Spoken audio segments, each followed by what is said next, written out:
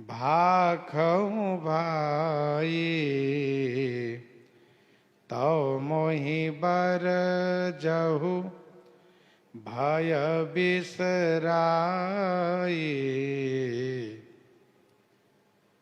हे भाइयों, जो माने यदि कुछ अनीति कहूं तो जो शब्द संदिग्ध है, अर्थात मैं अपनी ओर से अनीति की बात नहीं करूंगा, लेकिन हो सकता है कि भूल से अनीति की बात कोई कही जाए, क्योंकि कहने वाले अपनी समझ से कहते हैं और सुनने वाले अपने विवेक से श्रवण करते हैं। श्री राम जी कहते हैं कि भय मुक्त होकर के, भय भुला करके ऐसा मन में नहीं सोचिएगा कि हम राजा के विरोध कैसे करें, हम राजा के वक्तव्य के विरोध कैसे करें, ऐसा मत सोचिएगा। जहां आपको गलत लगे वहां पर निर्भयता के साथ बरजहु माने रोकिए। अब आगे कहते हैं, बड़े भाग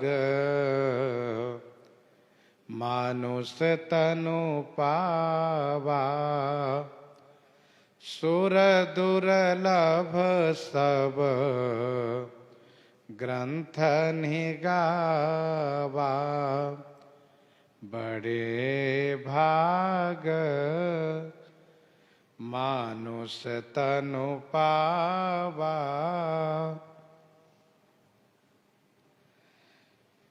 बड़े भाग मानुष तनु पावा, सुर दुर्लभ सब ग्रंथनि गावा।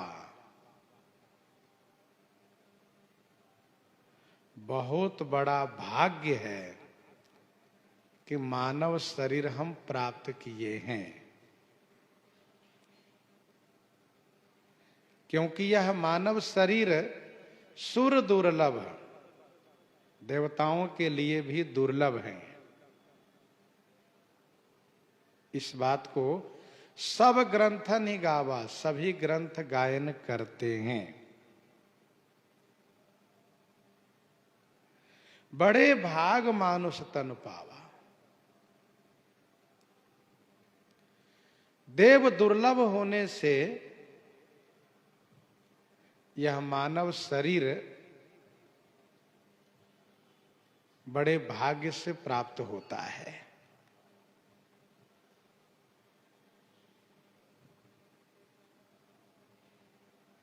श्रीमद् भागवत जी में एकादश स्कंद के 23वें अध्याय में ऐसा वर्णन है, देवगण चाहते हैं कि भारत में हमारा जन्म हो, जिससे कि हम अपना परलोक बना सके, भगवान की भक्ति कर सके।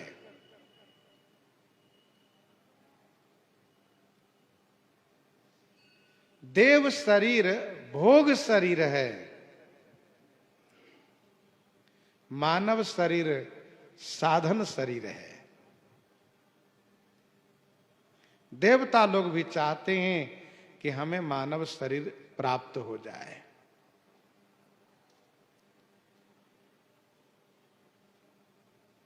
बहुत बड़े भाग्य से यह शरीर प्राप्त होता है। आगे श्री रघुनाथ जी स्वयं कहते हैं कि कबहुक करी करुणा नर देहि,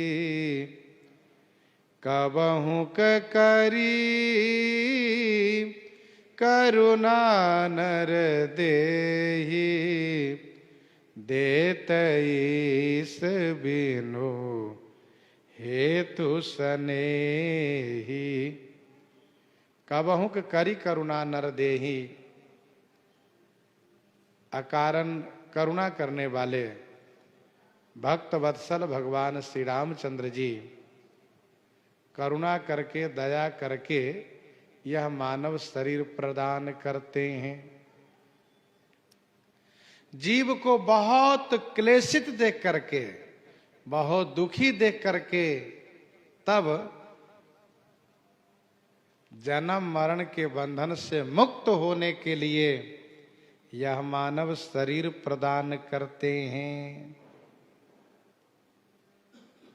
बड़े भाग मानुष तनु पावा, सुर दुर्लभ सब ग्रंथ निगावा। भगवान सृष्टि के प्रारंभ में अनेक प्रकार से शरीर का निर्माण करना शुरू किए, लेकिन उनका चित्त प्रसन्न नहीं हो रहा था। जब उन्होंने मानव शरीर को सृजन किया तो उनके चित्त में आह्लाद उत्पन्न हुआ, एकदम से खुशी हो गई, प्रसन्नता हो गई और उनके मुख से यह शब्द उच्चारित होने लगा, जो शब्द है अलम अलम। बड़ी खुशी हुई, बड़ी प्रसन्नता हुई।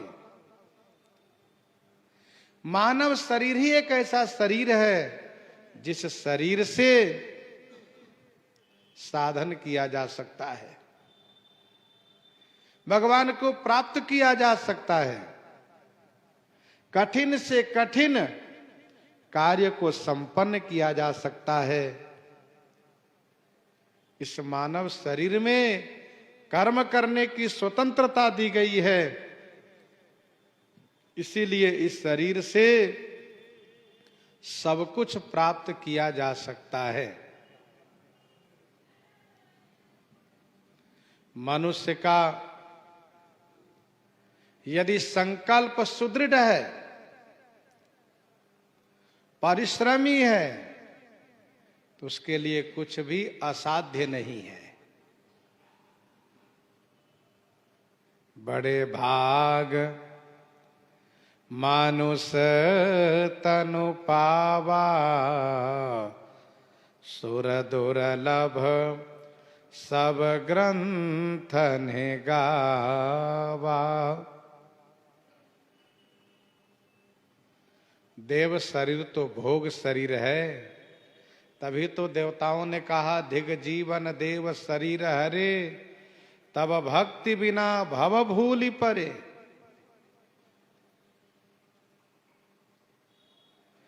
सुर दुर्लभ सब ग्रंथन ही गावा।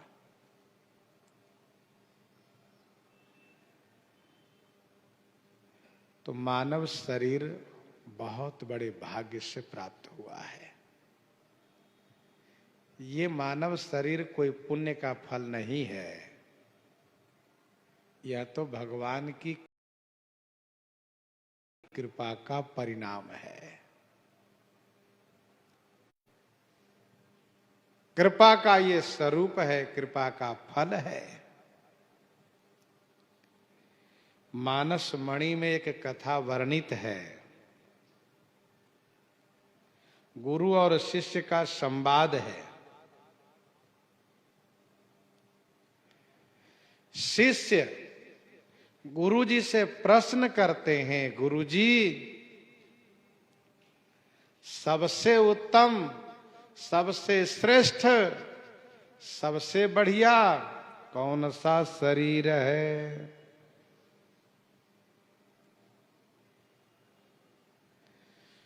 गुरुजी समझाते जाते हैं, शिष्य प्रश्न करते जाते हैं। तब गुरुजी एक कथा सुनाते हैं कि पूर्व काल में एक बार प्रजापति ने सभी को बुलाए।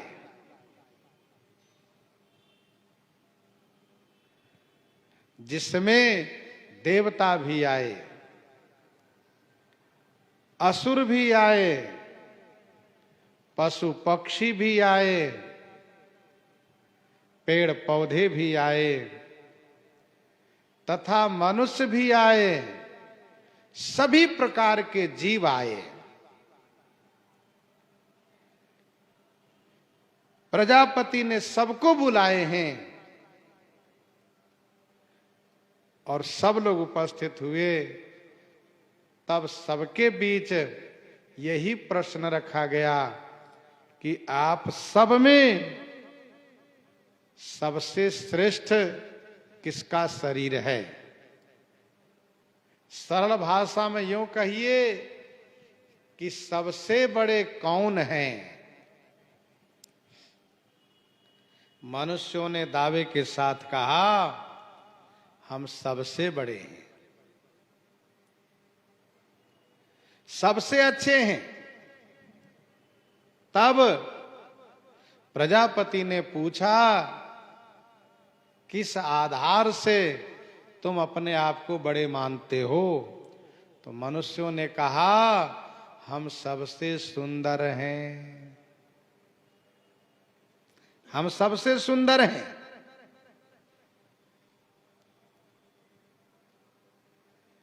यह सुनकर के पशु पक्षियों ने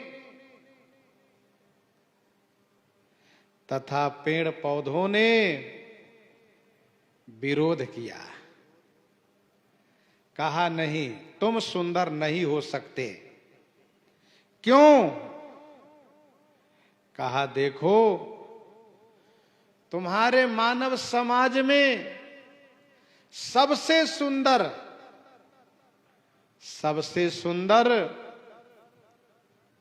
अयोध्या नरेश चक्रवर्ती सम्राट महाराजा श्री दशरथ जी के पुत्र श्री राम जी ही हुए हैं। सबसे सुंदर श्री राम जी हुए हैं।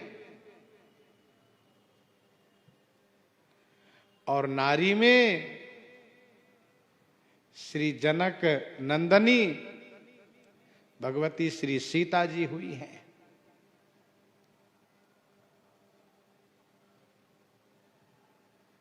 लेकिन उनकी सुंदरता में हम सबका नाम लिया गया है।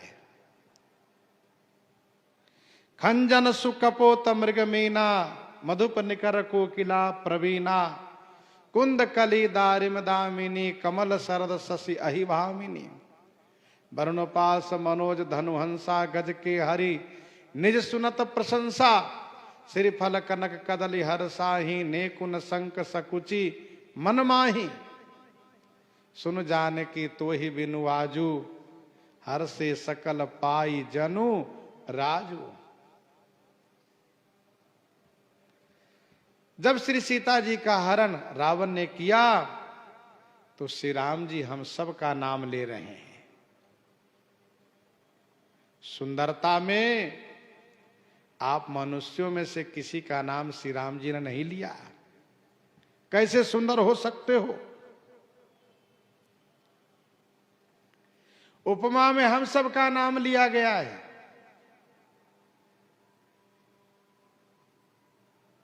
मनुष्य कुछ क्षण के लिए चुप होते हैं, इसके बाद फिर कहते हैं कि हम फिर भी बड़े हैं। तब श्री प्रजापति पूछते हैं, अब किस आधार से बड़े हो, उस बात को आप बताइए। तब मनुष्यों ने कहा, हम बलवान हैं। पहले कहा हम रूपवान हैं, इसका विरोध जब हुआ तब कहा हम बलवान हैं। सिंह ने कहा, नहीं, तुम बलवान नहीं हो सकते। तुम्हें पता होना चाहिए कि मर्यादा पुरुषोत्तम भगवान श्री राम जी के लिए हम सिंहों का ही नाम लिया गया है। श्री राम जी कैसे हैं? तो कहा सिंह के समान है। पुरुष सिंह तो वीर हरसि चले मुनि भय हरन।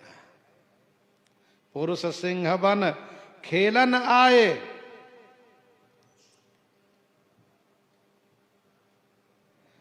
जरा सोचो, तुम यदि बलवान होते तो तुम्हारा नाम नहीं लिया जाता। और फिर बलवान कैसे? तुम अस्त्र शस्त्र छोड़ करके मैदान में सामने हो करके हमसे मुकाबला करके देख लो। कितने बड़े बलवान हो सबको पता चल जाए।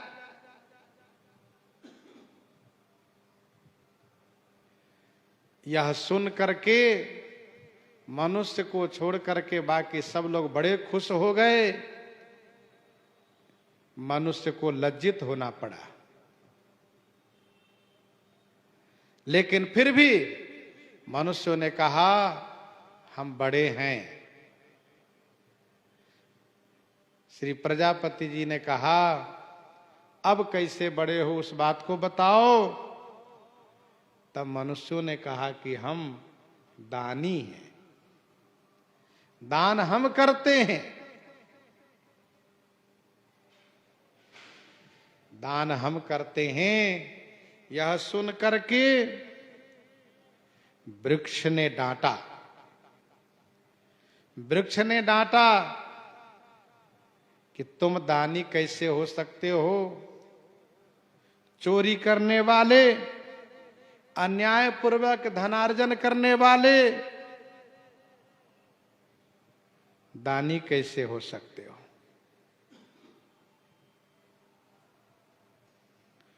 तुम जितने धन अर्जन करते हो उसके शतांश भी दान नहीं कर पाते हो और दानी होने का दावा करते हो। दानी कौन है वह तुम हमसे जानो। तुलसी संत सुअंब तरु फूल फरहि परहित उतते पाहन हनत है इतते वै फल देत इतते वै फल देत। दानी हम वृक्ष लोग हैं। और सुनो, दानी में, उदार में, दानी में जिनका नाम शास्त्र में लिया गया है, गोस्वामी श्री तुलसीदास जी ने जिनका नाम लिया है, उसमें हम सब का नाम है संत बिटप सरिता गिरिधरनी परहित हेतु सबन ही कई करनी। तुम दानी कैसे हो सकते हो? एक बार फिर मनुष्य को लज्जित होना पड़ा। लेकिन मनुष्य की यही विशेषता है कि वह हारने के बाद भी हार मानता नहीं। वह आगे और भी मौका ढूंढता रहता है। मनुष्यों ने कहा हमें और मौका मिलना चाहिए। प्रजापति ने कहा मौका दिया गया है, बताओ। कहा फिर भी हम बड़े हैं। अब कैसे बड़े हो? कहा कि हम न्यायवादी हैं, हम न्याय करते हैं। यह सुनकर के हंस ने फटकार लगाते हुए कहा पैसे पर बिकने वाले, घूस लेकर के गवाही देने वाले, तुम न्यायवादी कब से हो गए? तुम न्यायवादी नहीं हो बल्कि न्याय बेचने वाले हो। न्याय हम हंसों के लिए कहा गया है। न्याय प्रिय हम हंस हैं, न्यायवादी हम हंस हैं। महान भागवत शिरोमणि श्री भरतलाल जी के लिए हम हंसों का ही उदाहरण दिया गया है। भरत विनय सुनि सब ही प्रशंसी, खीर नीर विवरण गति हंसी।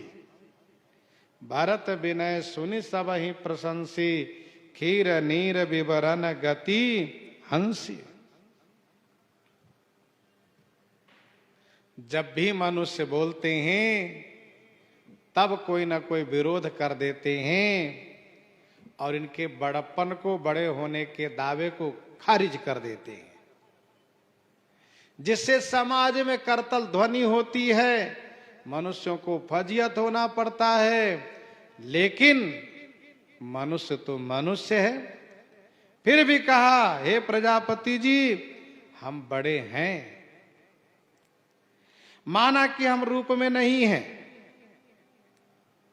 हम रूप में नहीं हैं, हम बल में नहीं हैं, हम दानी में नहीं हैं, हम न्याय में नहीं हैं, लेकिन हम धनवान तो है। धन तो हमारे ही पास है, धनवान तो हम ही हैं। यह सुन करके सर्प, पर्वत और हाथी, इन तीनों ने कड़े शब्दों में डांटते हुए कहा, तुम कब से धनवान हो गए? तुम्हारे पास धन कब से आ गया? क्या तुम्हारे यहां धन सृजन होता है? नहीं, धन तो हमारे पास है। पूज्यपाद गोस्वामी श्री तुलसीदास जी महाराज ने लिखा, मणिमानिक मुक्ता छवि जैसी, अहिगिरि गज सिर सोहन तैसी। मणिमानिक मुक्ता छवि जैसी, अहिगिरि गज सिर सोहन तैसी। हमसे धन लेकर के धनवान बनते हो। तुम्हारे पास भी कोई रत्न है, कोई मणि है? बताओ, कुछ है तो।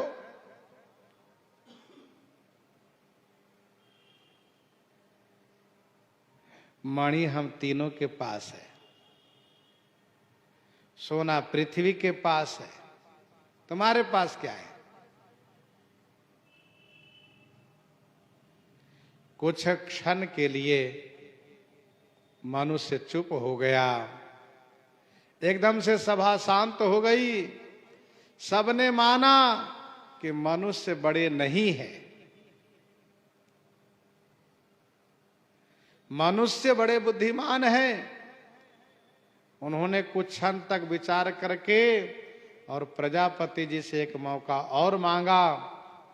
प्रजापति जी ने कहा, एक मौका दिया जाएगा, बार बार नहीं। तब इन्होंने कहा, मैं अब की बार अवश्य अपने आप को बड़े होने का प्रमाण दूंगा। हम मनुष्य बड़े हैं। कैसे? प्रजापति जी ने कहा, किस आधार पर? कहा, हम मनुष्य साधना कर सकते हैं, सत्कर्म कर सकते हैं, पुण्य कर्म कर सकते हैं। बताओ, आप लोगों में से कोई कर सकते हो?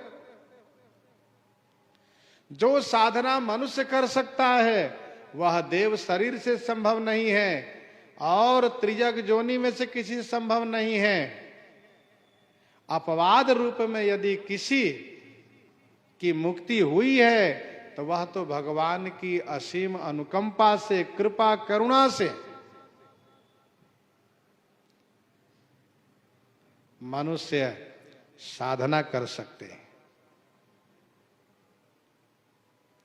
हम भक्ति कर सकते हैं, हम भजन कर सकते हैं, हम संसार से मुक्त हो सकते हैं, भगवान को दर्शन कर सकते हैं। इस प्रकार से जब कहा तो सब चुप हो गए। इस पर किसी ने विरोध नहीं किया।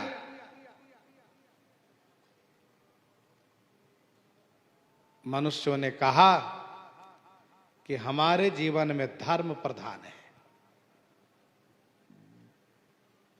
हम धर्म कर सकते हैं।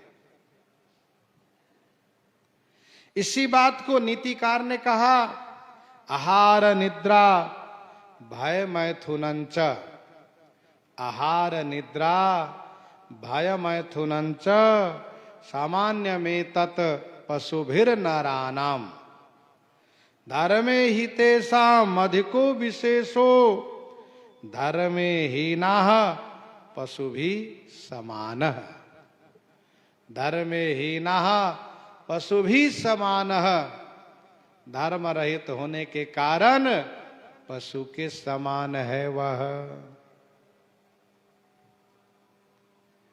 गोस्वामी जी महाराज ने विनय पत्रिका 175 में लिखा, जो पैरानी